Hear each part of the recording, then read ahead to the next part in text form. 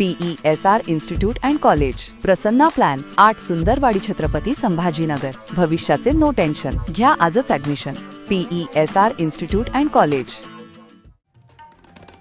सुरगाणा तालुक्यात गेल्या काही दिवसांपासून पडत असलेल्या अवकाळी पावसामुळे शेतकऱ्यांचं मोठ्या प्रमाणावर नुकसान झालंय।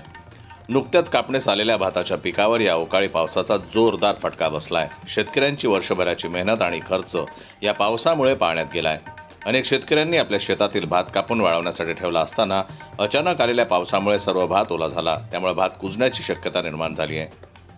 काही ठिकाणी तर भाताच्या गाठी पूर्णपणे पाण्यात बुडाल्या आहेत। या अवकाळी पावसामुळे बोरगाव घाट माथा परिसरातील घोडाबे, हतगड, पोहाळी, साजोळे, सराड, घागबरी, मोहपाडा, हरणटेकडी तसेच जगडपाडा, आंबोडे, खोकरविहीर, केळावन, खडकी आणि परिसरातील इतर गावातील शेतकरी मोठ्या अडचणीत सापडले आहेत। या भागातील तलाबाई भास्कर महाले, प्रकाश मधुकर गांगळे आणि इतर शेतकऱ्यांचं मोठ्या प्रमाणात नुकसान झालंय। काहींनी तर वर्षभराचा सर्व खर्च याच भाताच्या पिकावर केला।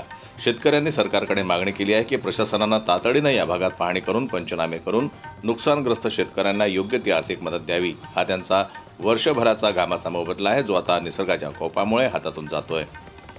स्थानिक शेतकऱ्यांचं म्हणणं आहे की पुढील 2 ते 3 दिवस पावसाचा अंदाज वर्तवला गेला, त्यामुळे प्रशासनानं विलंब न करता शेतामध्ये जाऊन त्वरित पंचनामे करावेत। शेतकऱ्यांनी अशी मागणी केली आहे की शासनानं विशेष निधी उपलब्ध करून देत भात पीक विमा योजनेअंतर्गत नुकसान भरपाई लवकरात लवकर वितरित करावी, जेणेकरून शेतकऱ्यांना पुढील हंगामासाठी थोडा आधार मिळेल। सध्या झगडपाडा परिसरातील शेतांमध्ये पाणी साचलेलं असून काही ठिकाणी भात पूर्णपणे चिखलात गेला आहे। अनेक शेतकऱ्यांचे धान्य वाचवण्यासाठी प्रयत्न सुरू आहेत, मात्र पावसाने दिलेला तडाखा गंभीर आहे।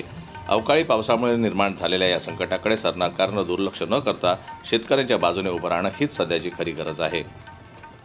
जनमत लाईव्ह न्यूज करता बोरगाव प्रतिनिधी लक्ष्मण बागुल यांची रिपोर्ट, सुरगाण्याहून।